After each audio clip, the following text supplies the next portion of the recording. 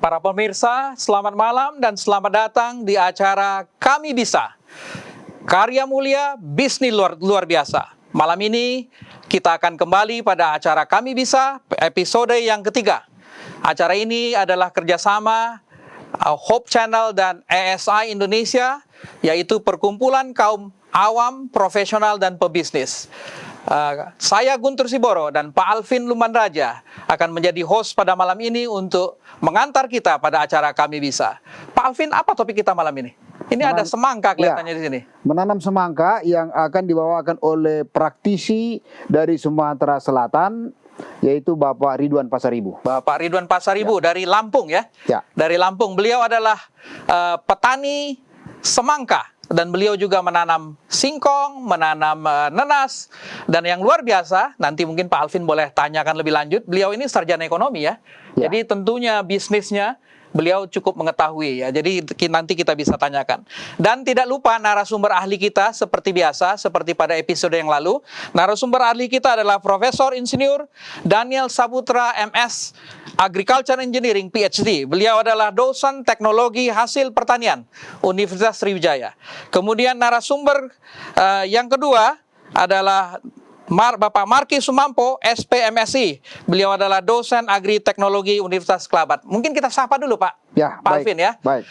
Pak Ridwan Pasaribu dari Lampung. Apakah sudah tersambung? Pak Ridwan Pasaribu. Beliau adalah petani dari Lampung yang saat ini menanam semangka, singkong maupun nenas. Selamat malam Pak. Ya, selamat malam Pak Siboro. Apa kabar dari Lampung? Baik? Luar biasa. Hujan? Hujan sedikit. Oke, sedikit. Terima kasih Pak Ridwan yang sudah mau bergabung dengan kita pada acara Kami Bisa malam ini. Profesor Daniel Saputra dari Palembang. Beliau adalah dosen dari UNSR. Selamat malam Pak Prof. Selamat malam, luar biasa. Luar biasa, karya mulia, bisnis luar biasa. Dan dari ujung Pulau Sulawesi, Sulawesi Utara, Bapak Marki Sumampo. Beliau adalah dosen Universitas Kelabat. Selamat malam Pak Marki. Selamat malam. Ya, sudah jam 9 sekarang di sana Pak ya? Iya, jam 9. Iya, sudah cukup malam ya. Baik, Bapak Ibu, para pemirsa, kita akan selama 1 jam kita akan membahas menanam semangka. Saya kira kenapa semangka? Dari sisi bisnis nanti bisa ditelusuri lebih dalam. Dari sisi bisnis ini sangat menarik. Karena semangka bisa dipanen 55 hari, kurang dari 2 bulan. Begitu Pak Ridwan ya? Bisa dipanen cepat sekali ya. Kemudian marginnya katanya 50%. Jadi modal tambah margin itu 100%. Nah dari sisi konsumen, saya mau bacakan, saya juga baru tahu. Saya sebenarnya ngefans sama semangka. Tapi baru tahu kalau semangka ini bukan hanya dagingnya, kulitnya dan bijinya Pak Alvin. Oh ya? Bisa dimakan ya.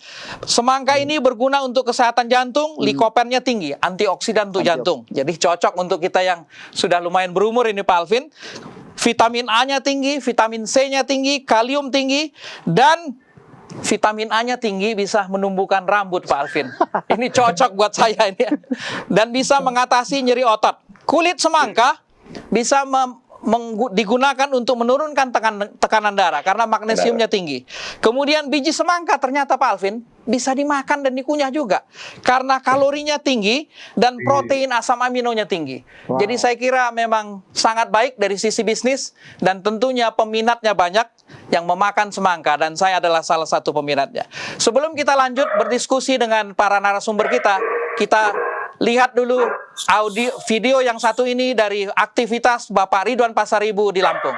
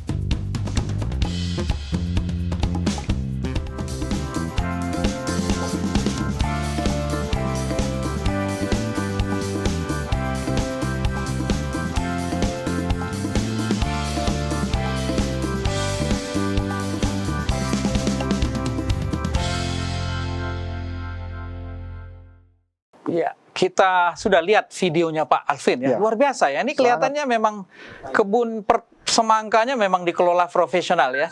sangat luar Berapa biasa. luas ini Pak Ridwan Pak Ridwan kebun semangkanya ini? Kebun semangkanya sementara ini 15 hektar, Pak. 15 hektar ya. Itu kalau ditanam semua Pak Ridwan, itu berapa pohon bisa ditanam itu? Kalau 1 hektar itu 4.000 batang, jadi bisa 600.000 batang. 600.000 batang ya. 600.000. Luar biasa ya. Bibit apa yang Pak Ridwan tanam ini? Semangka jenis apa? Yang kebutuhan pasar itu adalah sekarang semangka yang non biji, yang warna merah. Non biji warna merah. Jadi tidak ada bijinya ya.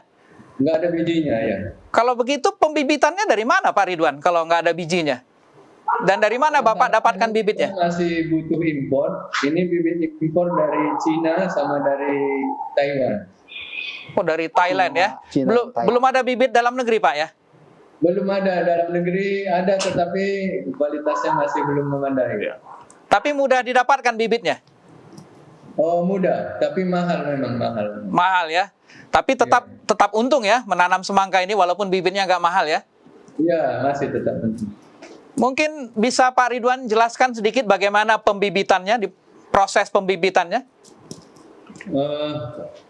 Kalau semangka ini memang waktu pembibitan memiliki ketelitian yang agak tinggi sedikit supaya daya tumbuhnya besar.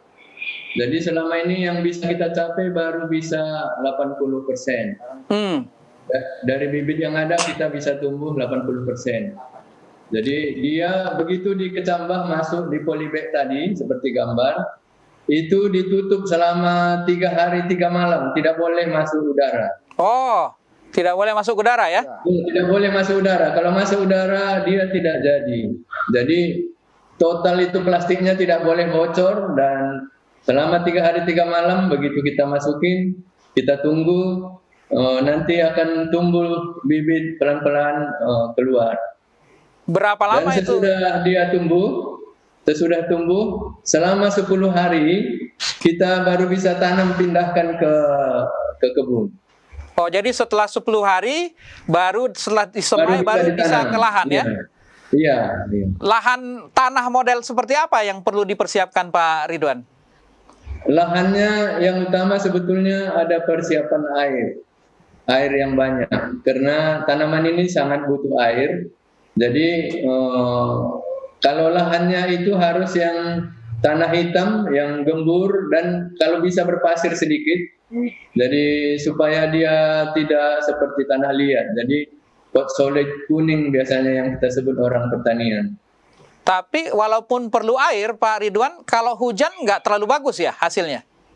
Iya, untuk itu makanya ada polybag yang dibikin tadi mulsa. Ya. Hujan tidak bisa masuk ke dalam tanaman itu. Ya. Jadi memang harus dijaga supaya air jangan masuk ke dalam Dalam keadaan tanaman ya, dikontrol melalui pengaturan air yang sehubungan dengan berapa banyak dia perlukan dalam 1 hari. Kalau plastik itu Pak yang menutupi lahan tempat dia tumbuh yang ada lubang-lubangnya, apakah itu menetap di sana sampai semangkanya itu menghasilkan buah atau nanti dia dibuka?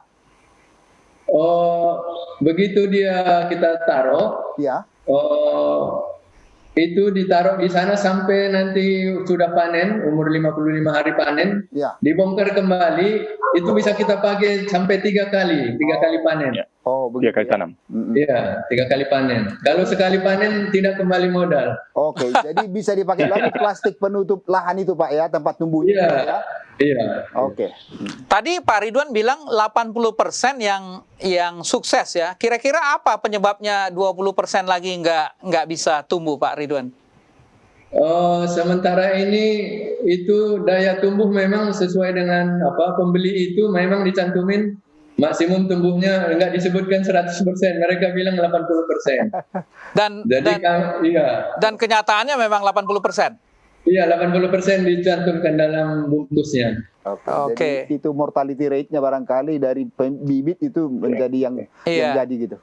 Kalau dari sisi ilmiah, Pak Marki mungkin boleh ada yang bisa ditambahkan, Pak, soal pembibitan ini? Iya. Sebelum kita masuk di pembibitan, saya ingin mengomentari dulu tentang ini, tentang kalau ada orang misalnya yang ingin bertanam semangka, dia punya syarat tumbuh. Iya. Dia punya syarat tumbuh yang tidak seenaknya kita di mana saja kita tanam, kita suka tanam, kita tanam. Jadi kalau kita bicara syarat tumbuh semangka, biasanya dia lebih suka suhu yang ya sekitar 25 derajat Celcius pada siang hari. Dan saya lihat tempat Pak Ridwan itu sangat memungkinkan untuk mencapai suhu tersebut ya. Kemudian dia tidak boleh tergenang dengan air. Tidak boleh tergenang dengan air. Karena memang semangka ini sangat sensitif sekali dengan air. Jadi harus ada selokan di pinggir-pinggir bedeng. Kemudian semangka ini adalah tanaman yang butuh cahaya matahari. Jadi tidak boleh ternaungi. Jadi kalau dia ternaungi, maka proses metabolisme fotosintesnya akan terhalang sehingga proses pembentukan buah itu akan tidak maksimal. Dan yang paling penting adalah ketinggian tempat. Jadi semangka itu dia bisa hidup dari ketinggian yang di bawah, yang 1 meter dari permukaan laut sampai 1.000 meter dari permukaan laut, sampai 1.000 meter dari permukaan laut. Tapi yang saya beberapa jurnal yang saya baca dia sekitar 400 meter itu paling pas. Tapi dia bisa sampai 400. Dan yang paling penting seperti Pak Ridwan bilang tadi, kalau dia musim hujan, idealnya dia punya curah hujan sekitar 40 sampai 50 mm per bulan. Jadi tidak baik kalau lebih, karena itulah yang Pak Ridwan bilang tadi, dia tidak baik kalau dia tergenang dengan air terlalu lama. Jadi harus ada saluran drainase yang mengatur sistem pembuangan air, airnya. Nah, tentang perkecambahan, coba Pak Ridwan dicoba seperti ini, karena memang viabilitas dari benih itu rata-rata 80%, 80-85% yang ada di kemasan. Biasanya begitu. Tetapi yang Pak Ridwan lihat, yang saya lihat dari apa yang Pak Ridwan buat di lapangan adalah benihnya langsung dimasukkan ke dalam polybag yang ukuran 1,5 sampai 2 cm ya. Coba Pak Ridwan mungkin dibuat dengan cara lain, mengecambahkan dulu kita buat di luar dari polybag, misalnya di koran yang dibasahi, ditutup. Lalu setelah 2-3 hari, ya ditutup plastik lagi, ditutup plastik supaya tidak masuk udara. Lalu dibuka, lalu kita lihat mana yang berkecambah, kita tanam. Dan biasanya kadang-kadang 80% itu ya mungkin ada sedikit peningkatan kalau kita langsung lihat. 85%. Kalau kita lihat, oh ini berkecambah bagus, kita tanam. Oh ini tidak bagus, kita seleksi. Artinya yang berkecambah bagus kita tanam, yang tidak kita tidak tanam. Jadi kita kecambahkan di luar dari polybag seperti itu. Wah, mantap. Wah, mantap. Mungkin ini dapat masukan dari Pak Marki ya. Bisa jadi 90% kalau gitu Pak Ridwan nanti tumbuhnya. Terima kasih Pak Sumampo, terima kasih. Iya. Prof Daniel, saya dengar ini kan kalau Pak Ridwan ini sudah pertanian perkebunan ya. Tapi untuk rumahan katanya bisa juga ya. Mungkin Prof Daniel ada pengalaman atau masukan? Ya, sebetulnya kalau seperti yang kita bahas beberapa minggu lalu, yang pertanian di polybag sebagai hobi di halaman, itu juga bisa kita buat ya. Kalau halamannya relatif kecil, maka kita bisa buat tempat rak supaya kalau buahnya ini kan berat semangka ini, jadi dia mesti ada tempat meletakkan buahnya, dan atau kalau enggak kita pasang seperti jaring ya karena kalau enggak buahnya bisa 3-4 kilo bisa jatuh itu ke bawah ya. Nah ini kalau untuk skala rumah untuk skala polybag, ya, atau bahkan ada yang mengatakan bisa juga dengan hidroponik, ya, di ember, ya, itu juga bisa, ya. Jadi itu untuk skala rumahan boleh lah, ya, boleh kita buat gitu, khususnya kalau untuk halamannya sempit polybag. Tapi kalau untuk industri seperti yang sudah kita bahas juga pada waktu yang lalu, maka untuk untuk produksi industri maka kita mesti hamparan, karena tadi untuk mendapatkan gizi yang baik bagi tanaman ini maka dia perlu perakaran yang luas, dan tanahnya relatif lembab, gitu ya, lembab dan gembur dan sedikit berpasir, tadi sudah katakan Pak Ridwan, sehingga dia bisa menyerap sari tanaman, akarnya panjang, dia buahnya bisa lebih besar. Kalau yang skala polybag sudah dikatakan oleh Pak Marki 2 minggu yang lalu, ini memang hasilnya tidak akan bisa sebesar yang di perkebunan. Di kebun, ya, di kebun. Demikian. Terima kasih Prof. Daniel. Jadi pemirsa, kalaupun kita belum bisa membuat kebun yang besar seperti Pak Ridwan, kita bisa buat skala rumahan seperti yang Pak Prof. Daniel katakan tadi. Setelah 10 hari Pak Ridwan, ini bagaimana selanjutnya? Pertumbuhannya, pemupukannya, pengendalian hamanya seperti apa? Setelah 10 hari. Tadi panen 55 hari kan, jadi berarti 45 hari kemudian apa step-stepnya? Jadi sebelum kita tanam, persiapan lahan. Persiapan lahan itu kita pertama-tama kita harus taruh pupuk kompos. Pupuk kompos ini per batang selama ini saya taruh setengah kilo per batang, setengah kilo. Dan sesudah ditaruh pupuk kompos, kemudian ada pupuk dasar yang lain, baru ditutup mulsanya, dan sesudah itu baru ditanam. Sesudah ditanam, pemupukan dilakukan. Selama ini saya pakai LOC, pupuk organik cair. Nah, jadi ini sangat menolong sekali pertumbuhannya dan juga kesehatannya. Jadi memang saya hindari dari pupuk kimia. Jadi kita sudah pupuk kompos dan juga pupuk LOC. Sehingga saya lihat perbedaannya adalah di buah, rasanya pun lebih manis dan lebih sehat. Dan yang belum bisa adalah untuk mengendalikan hama, karena hama itu ada berupa ulat, berupa oteng-oteng, itu ada obat tetapi tidak berpengaruh ke buah, karena dia hanya ke daun aja, menjaga daunnya supaya tidak berlubang, dan kita atasi itu biasanya sebelum ada hamanya. Jadi hanya preventif.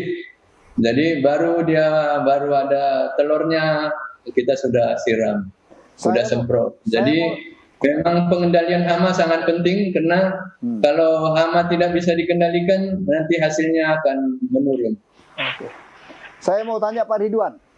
Iya Pak. Karena saya lihat tanaman itu berada di lubang-lubang dari plastik yang memang sudah digelar sampai panjang. Jadi kalau begitu pada waktu kita memberikan pupuk tambahan, itu saya kira sangat setiap satu batang itu ditaruh pupuk, berarti banyak ininya Pak ya, karyawannya. Karena itu bayangkan kalau 4.000 batang misalnya untuk 15 hektar itu berarti sangat banyak karyawannya Pak ya. Iya, jadi memang pemupukannya, terima kasih Pak Lumbar Raja. Jadi pemupukannya semua pakai sistematis, kita melalui kolam air, kita sudah campurkan, kita alirkan. Jadi tidak per batang, karena kalau per batang tidak mungkin bisa selesai. Jadi kita alirkan tadi, mungkin kalau ada tadi videonya ditayangkan, itu kita bagi dengan alkon.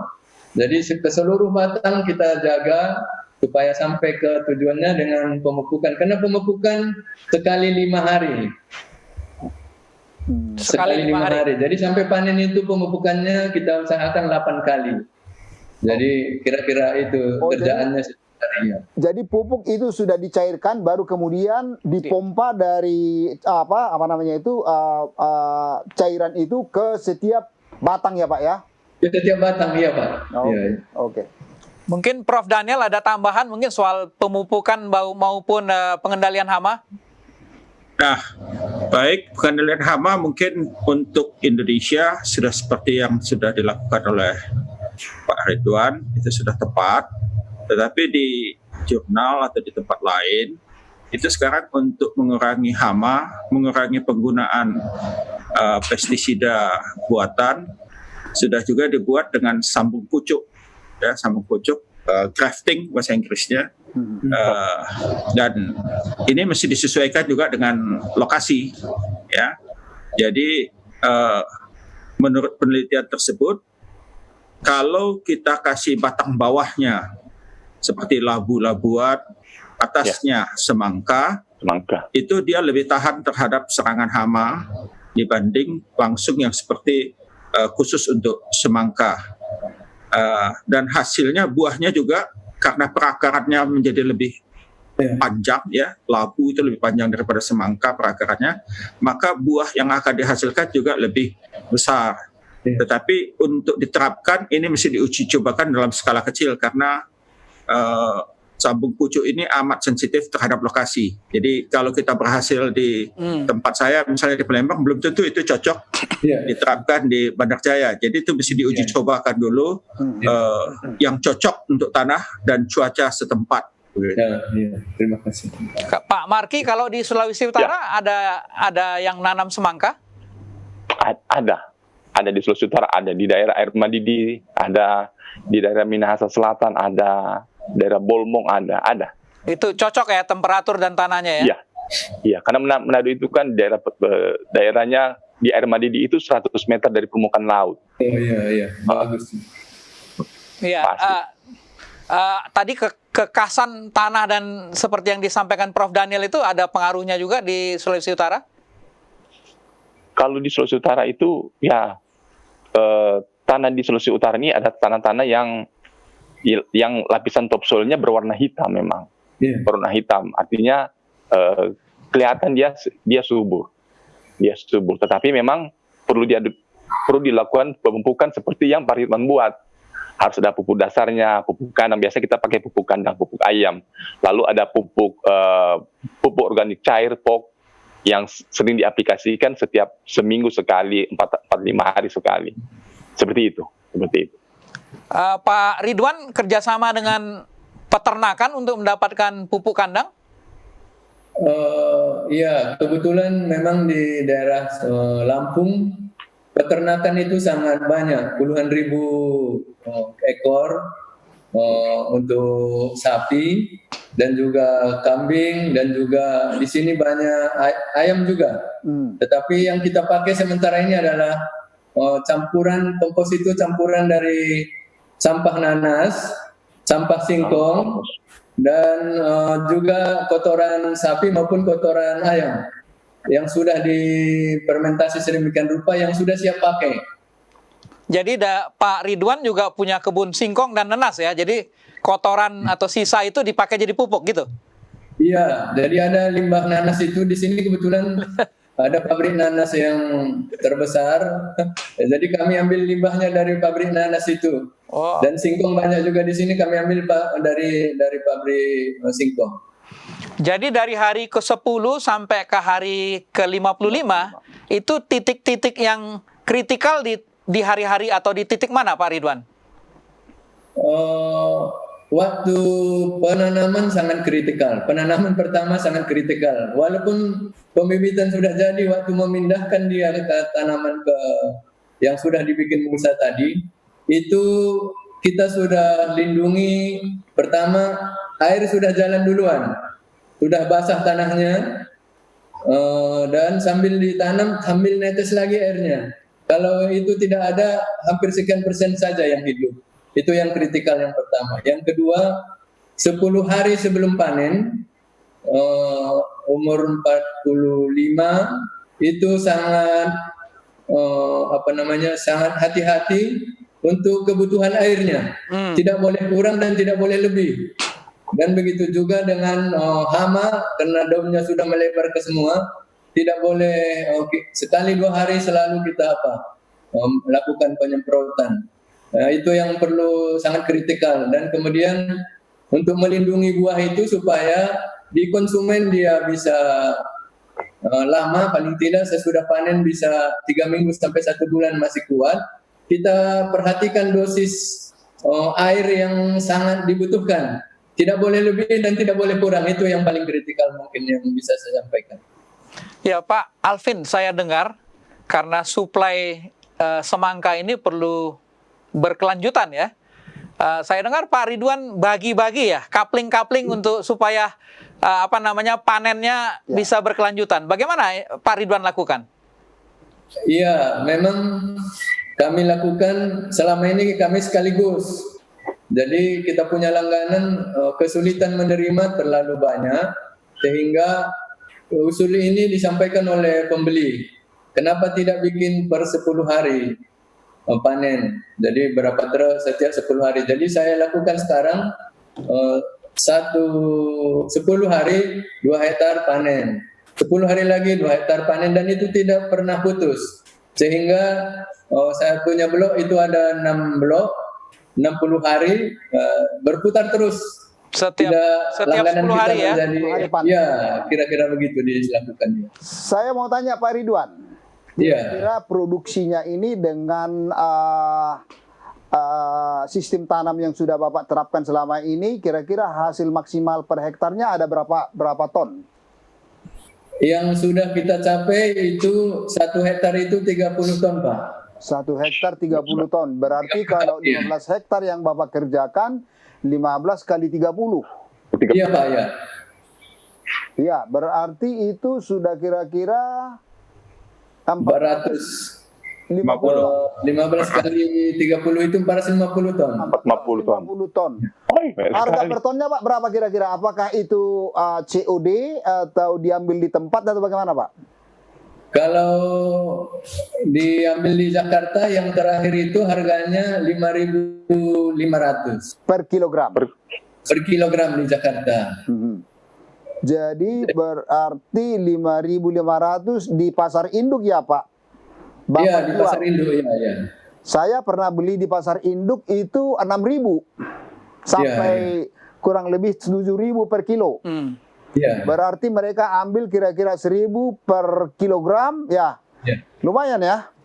Iya, Berarti iya, agen yang memang mengambil dari Bapak sekaligus. Iya. Wah, luar biasa kalau begitu Pak ya. Iya, iya. Sementara modalnya per kilo berapa kira-kira Kalau modal di lapangan itu perhitungan itu 1.700 per kilo, Pak. Wah, lumayan ya Pak Alvin ya. 1.700. Kalau bisa Ya. dijual 5.000, Ya, lebih dari 100% ya. lebih dari 100% Ya. net profitnya.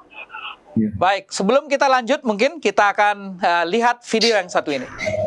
Apakah kita bisa menjadi terlalu tua untuk memulai pola hidup fisik yang aktif? Sebuah studi di tahun 2009 berdasarkan 1.900 orang tua berpendapat tidak pernah ada kata terlalu tua.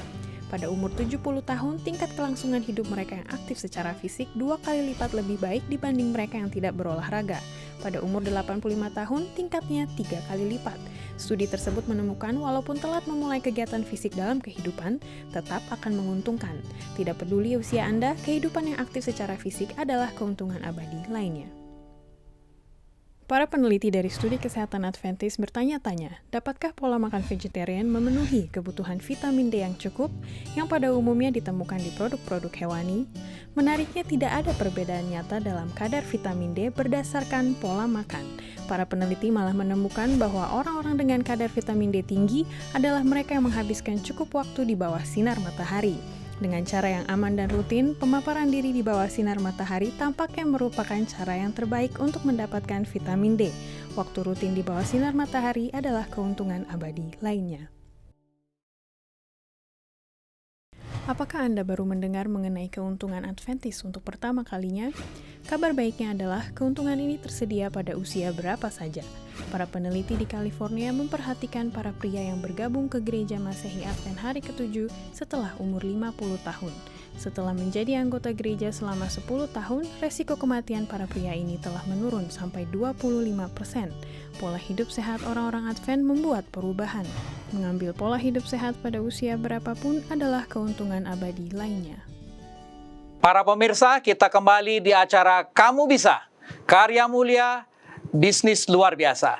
Kita akan melanjutkan diskusi kita dan pemirsa boleh menyampaikan pertanyaan melalui call center Hope Channel maupun langsung di YouTube channel yang sudah diikuti. Baik, sebelum kita lanjutkan dan kita boleh menjawab pertanyaan-pertanyaan dari pemirsa, saya ingin tanya Prof. Daniel. Beliau ini kan ahli teknologi hasil pertanian. Ini dalam pemanenan semangka, kira-kira apa yang Prof perlu kita perhatikan? Suaranya. Saya sudah, halo, Ya. dengar suara saya? Ya, satu hal pertama adalah cuaca. Ya, cuaca tadi kita mesti cari cuaca yang kering. Kedua, pada waktu dipanen, ini sudah saya lihat yang dibuat oleh Bapak Pasaribu, yaitu tangkainya mesti kita lebihkan. Oh, jadi Karena tangkainya tangkai dilebihkan ya? dilebihkan waktu dipanen. Ya, jangan langsung sampai putus di buahnya. Kenapa? Karena tanaman ini, buah ini, dia merasa kalau masih ada tangkai seperti masih nyambung di pohon. Jadi seperti kalau anak-anak itu seperti pacifier, empengnya itu. Jadi dia merasa pasti ini, jadi dia merasa masih tumbuh lengket di pohon, dia masih merasa panjang. Masih dekat dengan pohon, umurnya bisa lebih panjang. Yang kedua adalah semangka ini kita kategorikan sebagai buah non-klimakterik. Ya, non-klimakterik artinya dia setelah dipanen, dia tidak berbeda dengan yang kita bahas sebelumnya, sayurannya banyak daun. Ini dia tidak bernapas banyak seperti buah yang lain. Sehingga pada waktu dia disimpan, tidak banyak terjadi perubahan fisiologis di buahnya. Ya, jadi kalau kita panen ini dalam 1 minggu, kadar gulanya tidak signifikan. Makanya Pak Ridwan itu diminta setiap 10 hari, karena setelah 10 hari, itu buah semangka sudah mulai berkurang kadar gulanya karena dia sudah masuk dalam proses pembusukan, ya, mulai menua, ya, senescence. Sehingga oleh karena itu diharapkan setiap 10 hari, karena dalam sejak panen sampai 10 hari itu kadar gulanya masih tetap sama. Ya, satu hal yang perlu mungkin dicermati, semangka ini tinggi likopen, jadi bukan hanya ini, tapi katanya juga baik bagi pria, yaitu bisa menghambat pembengkakan kelenjar prostat. Ya, jadi banyak sudah ada studi di India, ada satu kampung yang banyak makan, jadi diteliti oleh ahli epidemiologi, di daerah itu jarang sekali orang kena penyakit prostat. Dan setelah diteliti ternyata daerah itu menanam semangka dan banyak makan semangka. Ya, jadi ini juga baik untuk pria karena kelenjar prostatnya tidak lebih sulit untuk membengkak. Ya, itu yang bisa saya tambahkan. Jadi dalam panen kita perlu waktu yang tepat, karena begitu sudah kita panen, kalau buah lain kita panen asam, kemudian setelah beberapa hari dia berubah jadi manis. Semangka tidak begitu. Kalau kita panen, dia nggak bisa berubah manis. Ya, tidak bisa berubah manis. Kalau kadar gulanya 8 Brix, ya, dia akan tetap 8 Brix, bahkan turun. Ya, karena dia buah non-klimakterik. Jadi itu perlu kita perhatikan. Jadi seperti kata Pak Pasaribu, waktu panen itu penting sekali. Ya, jadi perlu juga dilihat dengan 1 atau 2 buah untuk diukur kadar gulanya. Sudah sesuai tidak dengan yang diinginkan oleh konsumen. Kalau itu masih di bawah, ya kita tunda panennya supaya dia bisa pas. Jadi tadi yang saya lihat ada foto-foto yang dikirim oleh Pak Pasaribu, buahnya ada tangkainya, kemudian diperiksa waktu panen. Kalau bisa panen pada waktu cuaca kering. Ya, cuaca kering, karena akibatnya air yang diserap oleh buah ini relatif lebih sedikit, ya, dia kadar gulanya jadi naik, jadi dia terasa lebih manis daripada dipanen pada musim hujan. Terima kasih Prof. Pak Alvin tadi dengar kata Brix nggak? Saya nggak terlalu ngerti itu apa artinya. Mungkin Pak, mungkin malu kepada Prof nanyanya, bisa Pak Marki mungkin jelaskan apa itu Brix? 8 Brix atau berapa itu? Ya, Brix ini adalah satuan untuk kadar gula di dalam cairan. Sebetulnya kadar padatan terlarut dalam cairan. Jadi ini ditemukan oleh Pak Brix alatnya, makanya disebut Brix Oke. satuannya. Ya. Jadi kadar gulanya ya. Ya. Nah, Pak, Iya. Pak Ridwan tadi kan Pak Prof Daniel katakan 7 sampai 10 hari ya. Ini distribusi kemana saja Pak Ridwan sehingga tidak lewat dari 10 hari? Selama ini distribusi kemana saja? Sebenarnya di Lampung sendiri juga banyak yang membutuhkan. Tetapi karena penduduk Lampung terbatas, kita kebanyakan itu ke Jawa. Ke Jawa ini mulai dari Jakarta, Yogyakarta sampai ke Jawa Timur. Wow. Juga ke Surabaya. Melihat sikon di mana yang kosong akan dibagi ke sana, dan juga Bandung. Begitu Pak ya. Kalau Ya. di Jakarta kemana saja Pak Bapak distribusikan ini? Apakah ke pasar induk? Mungkin barangkali bisa disebut salah satu agen di sana yang mungkin nanti kita coba kunjungi dan melihat produk semangka ini di agen Bapak di pasar induk. Salah satunya agen yang besar di sana adalah Bapak Soleh. Pak Soleh. Soleh, ya, Blok C10. Oke, saya catat Oke. Pak, Blok C10 ya. Baik. Ya, ya. Baik, sudah ada pertanyaan dari Oke. pemirsa nih Pak Alvin Oke, ya. silakan. Ya. Dari Megi Meva ya. Mana yang baik, semangka biji atau non biji? Mungkin boleh dibantu oleh Pak Marki. Mana yang baik, semangka biji atau non biji? Iya, terima kasih. Jadi yang kalau kita lihat di pasaran yang banyak beredar itu adalah semangka non biji. Non biji. Iya.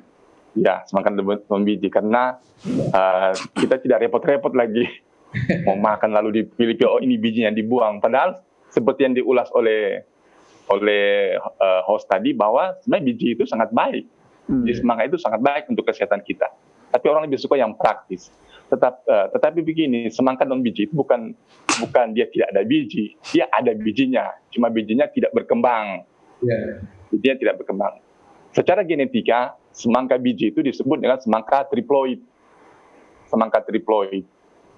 Itu adalah hasil persilangan dari semangka diploid dan semangka tetraploid. Hasil persilangan antara semangka diploid dan tetraploid. Nah, kalau kita bicara mana yang baik dari aspek kesehatan, nah kita lihat dulu semangka non biji ini dihasilkan dari apa. Jadi semangka non biji ini dihasilkan dari hasil rekayasa genetika sebenarnya itu. Dihasilkan dari hasil rekayasa genetika yaitu senyawa semangka diploid itu yang ditumbuhkan, jadi bijinya direndam di dalam senyawa yang disebut dengan Saya lihat dulu. apa yang namanya kolsisin, kalau saya ingatnya. Kolkisin. Senyawa kolsisin ya, Prof. Kolkisin. Kolsisin direndam, senyawa diploid, lalu ditumbuhkan. Setelah dia berkecambah, pucuknya disiram selama 4 hari, 6 kali disiram dengan senyawa kolsisin ini. Lalu setelah dia bertumbuh, menghasilkan biji semangka atau buah semangka yang menghasilkan biji yang disebut dengan semangka tetraploid. Nah, itu yang disilangkan dengan senyawa diploid. Jadilah senyawa triploid yang adalah senyawa semangka non biji. Nah, kalau bertanya kepada saya dari aspek kesehatan yang saya baca di beberapa jurnal, mana yang bagus dikonsumsi, apakah semangka biji atau non biji? Dari jurnal yang saya baca, dari hasil penelitian yang dilakukan di luar, memang beberapa hasil penelitian menyatakan bahwa semangka atau produk-produk pertanian hasil rekayasa genetika yang diberikan atau yang diberikan kepada beberapa hewan memang senyawa atau tanaman-tanaman hasil rekayasa genetika memberikan pengaruh efek yang kurang tepat, kurang baik. Memberikan pengaruh efek yang kurang baik kepada hewan-hewan yang diberikan. Itu percobaan pada hewan, belum pada manusia. Tapi kalau kita lihat dia punya hubungan, memang kalau kita melihat di hubungan memang ya hasil pertanian rekayasa genetika seperti semangka ini, saya lebih cenderung seperti host katakan tadi, Pak Guntur katakan tadi, kita makan semangka yang berbiji, dan sekalian kita konsumsi bijinya, disimpan lalu dibuat apalah itu biji, lalu kita konsumsi, karena kalori di dalam biji semangka itu cukup tinggi. Baik. Nah, selesai ini saya ingin menambahkan ke Pak Ridwan, kalau diizinkan. Bisa ya? Silakan. Ya. Pak Ridwan, saya mau kasih masukan. Saya melihat ada buah-buah semangka dari Pak Ridwan yang kulitnya berwarna kuning. Saya lihat. Jadi saya kasih masukan, kalau boleh kalau buahnya sudah sedikit besar, kalau boleh buahnya diputar. Oh ya. Diputar, harusnya diputar di alas dengan dia pakai mulsa ya, sudah mulsa. Jadi diputar supaya tidak ada bagian buah yang berwarna kuning seperti itu. Jadi diputar. Ya. Seperti itu. Ya. Ya, terima kasih Pak Marki. Mungkin Prof Daniel mau tambahkan soal biji dan non biji nih. Ini. Ya, sebetulnya yang ada biji itu adalah yang alami. Ya. Sedangkan yang tidak ada biji tadi sudah disampaikan adalah rekayasa genetika yang menggunakan enzim yang kita sebut dengan colchicine. Ya. Tapi penggunaan enzim colchicine ini di bidang pertanian sudah banyak sekali digunakan. Ya.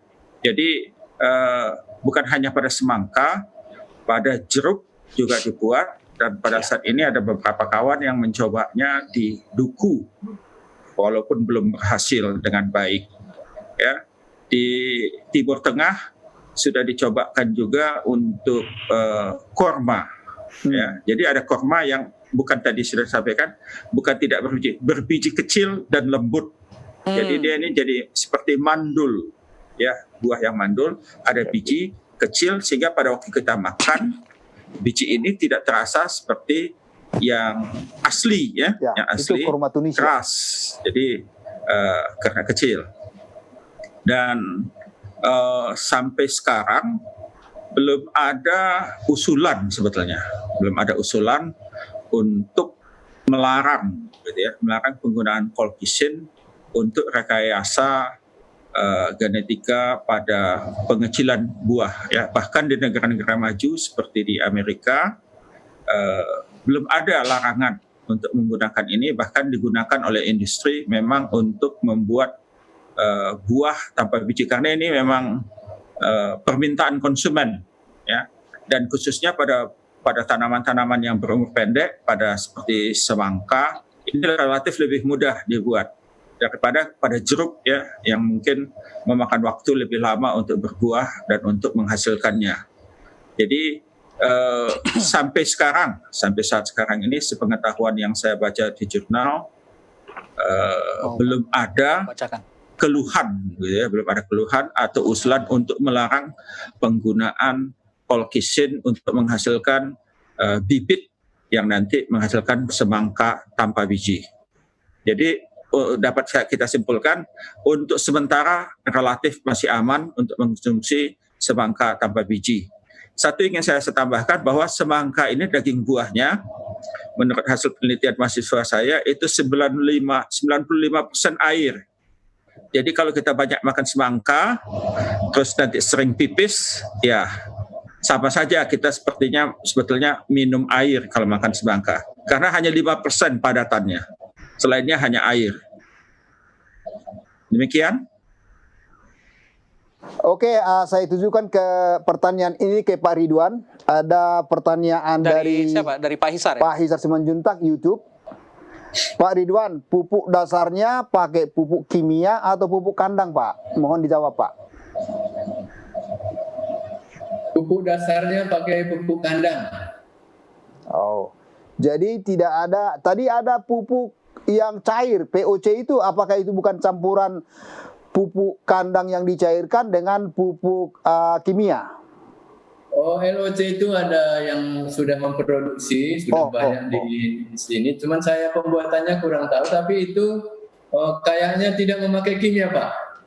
Itu sudah organik, walaupun mereka ini diolah dari organik kompos, tapi berupa cairan. Jadi kalau yang padat itu namanya kompos. Tapi yang cairan itu dicampur dengan zat-zat yang lain sehingga dia tidak ada masuk kimia. Oke, jadi itu sudah tinggal pakai itu Pak ya? Ya tinggal pakai ya. Oke. Ya, terima kasih Pak Ridwan. Ya.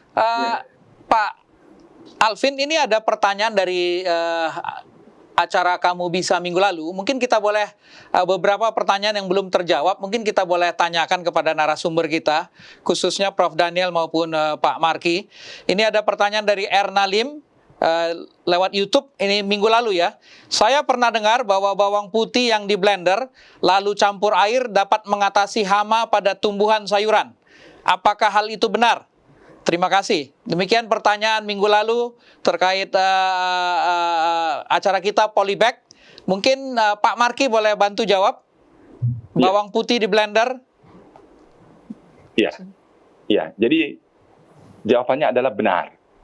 Jawabannya adalah benar karena bawang putih dia mengandung atau memiliki sifat fungisida dan pestisida alami. Memiliki sifat fungisida dan pestisida alami. Dia dapat mencegah perkembangan telur dari insektisida, dari insek serangga. Dia bisa mencegah komunikasi serangga karena baunya yang sangat luar biasa itu. Dia dapat mengusir serangga, dia dapat menghambat pertumbuhan dan perkembangan hama dan penyakit. Jadi biasanya dia punya kalau kami pernah praktek di sana, kita menggunakan 80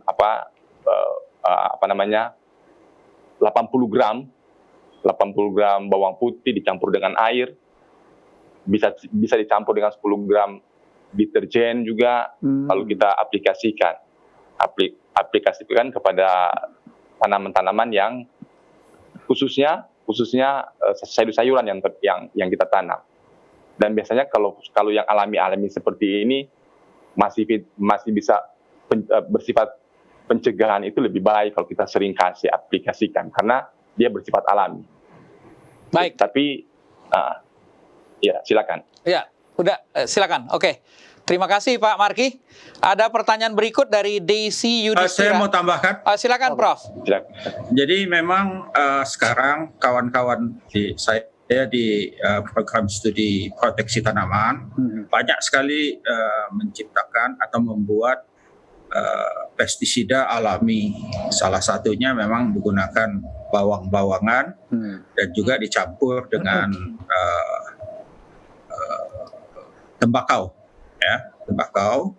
sehingga bisa lebih alami.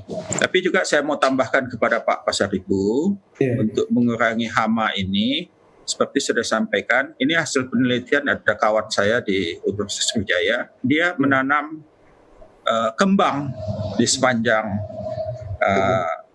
kebetulan yang dicoba ini sawah, ya. Sawah. Kebetulan yang ditanam ini adalah bunga, kalau bahasa lokalnya disebut bunga teh ayam. Bunga teh ayam ditanam sekelilingnya di pagar di batasnya ya ditanam. Itu dapat mengurangi serangan waktu itu ya hama wareng sampai 50%. Ya, sampai 50%. Jadi boleh dicoba menanam kembang. Dan biasanya juga si hama ini lebih senang masuk cium yang harum-harum ke kembang daripada ke tanaman kita. Jadi mungkin kalau Bapak coba dulu skala kecil, kalau itu berhasil, mungkin penggunaan tadi pestisida bisa kita kurangi sampai 50%-nya. Ya. Jadi itu bagi yang lain juga kalau mau nanam tanaman, memang dianjurkan sekarang proteksi alami, kita gunakan tanaman untuk biologis, kita gunakan tanaman untuk menghambat hama. Jadi supaya hama ini tidak kita bunuh, tapi dia pindah ke tanaman lain begitu ya. Dalam hal ini adalah bunga-bungaan. Atau mungkin nanti bisa Bapak coba bunga-bunga yang juga bisa dijual. Setelah panen semangka, bunganya bisa dijual juga. Terima kasih. Ya, makasih Pak Daniel. Baik, terima kasih Prof sudah memberikan masukan tambahan ya. Ini ada pertanyaan dari minggu lalu juga dari Daisy Yudhistira di YouTube ya. Mungkin ini juga berhubungan dengan kutu dan hama tadi. Pertanyaannya, walaupun minggu lalu kita bicara polybag, tapi pertanyaannya tidak terkait itu. Pohon mangga dan jeruk jeruk sambal saya mati karena terserang hama berupa kutu. Padahal buahnya banyak. Bagaimana mengatasi hama kutu pada pohon mangga dan jeruk sambal? Terima kasih. Mungkin Prof atau Pak Marki boleh berikan masukan, jawaban terhadap pertanyaan ini. Kutu pada pohon mangga dan jeruk sambal. Jeruk sambal. Ya, mungkin perlu dilihat dulu ya, kutunya kutu apa dulu. Ya, karena banyak sekali jenis-jenis serangga sehingga supaya lebih tepat, ya, lebih tepat. Bisa dilakukan dengan dua cara, yaitu tadi yang cara paling mudah adalah menggunakan pestisida kimiawi, pestisida yang umum, ya, atau juga tadi seperti yang sudah ditanyakan sebelumnya, bisa dikombinasikan antara bawang putih yang digiling dengan tembakau, kemudian difermentasikan dulu 2-3 hari, baru disemprotkan. Ya, jadi bisa dicoba yang seperti itu. Tapi kalau mau mudah, ya beli pestisida yang sudah dijual umum di pasaran. Baik, terima kasih Prof. Pak Marki, ada yang mau ditambahkan? Ya, iya. Memang kita mau lihat dulu dia punya jenis kutu. Tapi kalau dia kutu putih yang sering menyerang buah mangga dan jeruk, yang kutu berwarna kutu yang putih. Menghasilkan tepung berwarna putih, yang sering menyerang mangga dan jeruk, mungkin itu yang dimaksud. Jadi mungkin kita bisa mengatasinya kalau secara organik. Beberapa jurnal yang saya pernah saya baca, kita bisa menggunakan campuran cabai dan jahe. Campuran cabai dan dua buah cabai, kemudian 30 gram jahe ditumbuk, lalu dicampur air mungkin setengah liter, lalu dibiarkan 1 malam dan kita bisa semprotkan. Atau kalau dia pohon mangganya tidak terlalu besar dan jeruknya tidak terlalu besar, kita bisa gunakan deterjen. Jadi bagian yang ada kutu putihnya kita bersihkan dengan deterjen. Atau seperti Prof bilang tadi, kalau mau cari lebih mudah, ya kita pakai insektisida. Seperti itu. Baik. Mantap. Baik, terima kasih Pak Marki. Pemirsa, acara Kamu Bisa ini memang ditujukan untuk mengembangkan pemberdayaan ekonomi masyarakat, menginspirasi beberapa tempat. Saat ini kita ingin tayangkan sebuah video dari Jemaat Advent Terajuk di Kalimantan Timur yang terinspirasi untuk menggunakan lahan yang ada di sekitar gereja mereka untuk bisa ditanami jagung dan lain-lain. Mari kita saksikan video berikut. Selamat siang, perkenalkan saya Pendeta Rusdianto Karnoto. Di belakang saya ada Gereja Masyarakat yang ke-7 Jemaat Terajuk Kutai Barat, Kalimantan Timur. Senang sekali pada siang hari ini saya ingin memberikan sebuah video singkat bagaimana gereja kami memanfaatkan tanah yang saat ini ada di jemaat kami yang cukup luas, cukup besar, dengan menanam beberapa tanaman. Ya, di sebelah kanan saya, kiri saya ini, ya, kami sudah membuka ladang tersebut atau tanah tersebut dengan menanam beberapa tanaman seperti jagung dan tomat. Sementara dibersihkan, merumput, orang Dayak bilang ya. Dan di sisi yang lain dari tanah kami ini, gereja, adalah kami juga sementara membuat bedeng untuk ditanam tanaman yang lain. Ya, jadi pada saat ini ya beberapa anggota kami sementara bekerja untuk membuat sebuah bedeng, beberapa bedeng ya. Dan setelah buat seperti ini, kami akan menaburkan dengan pupuk kandang ya, pupuk kandang. Setelah pupuk kandang dicampur dengan tanah atau ditabur dengan pupuk kandang, kita diamkan beberapa hari, kemudian kita boleh menanamkan benih atau bibit ya untuk bedeng yang telah ditabur dengan pupuk kandang ya. Harapan kami memang bukan hanya di tempat ini yang kami akan tanam seperti jagung dan tomat serta cabai. Di bagian tempat yang lain yang masih kosong seperti ini ya, memang masih sangat luas, untuk kami tanami beberapa tanaman. Harapan kami dan doa agar tanaman ini bisa sangat berguna bagi jemaat di dalam pendapatan jemaat itu sendiri.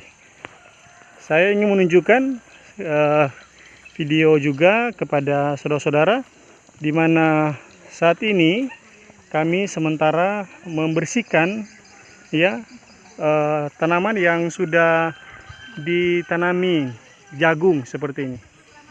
Baik, tadi kita sudah saksikan video yang mungkin terinspirasi untuk melakukan penanaman Pak Alvin ya. Ini dari Jemaat Advent Terajuk di Kalimantan Timur. Luar biasa. Tadi Pendeta Rusdianto Karnoto ya. Pemanfaatan lahan kosong di sekitar gereja ya. Luar biasa. Dan ini mungkin bisa menginspirasi, biarlah acara ini bisa menginspirasi pemberdayaan ekonomi masyarakat. Baik, kita kembali ke semangka. Mungkin bisa disimpulkan atau closing statement dari Pak Ridwan Pasaribu yang sudah berkebun semangka beberapa waktu ini. Apa kesimpulannya, Pak? Terima kasih. Tanaman semangka adalah tanaman yang relatif pendek. Bagi kita yang memiliki lahan dan menanam ini tidak terlalu sulit. Ini adalah satu potensi bisnis juga yang luar biasa. Karena dalam 1 tahun bisa 5 kali panen. Tidak ada tanaman yang bisa seperti ini. Untuk itu semangka ini sangat dibutuhkan oleh masyarakat kita, dan negara kita adalah negara yang belum ada mengekspor semangka.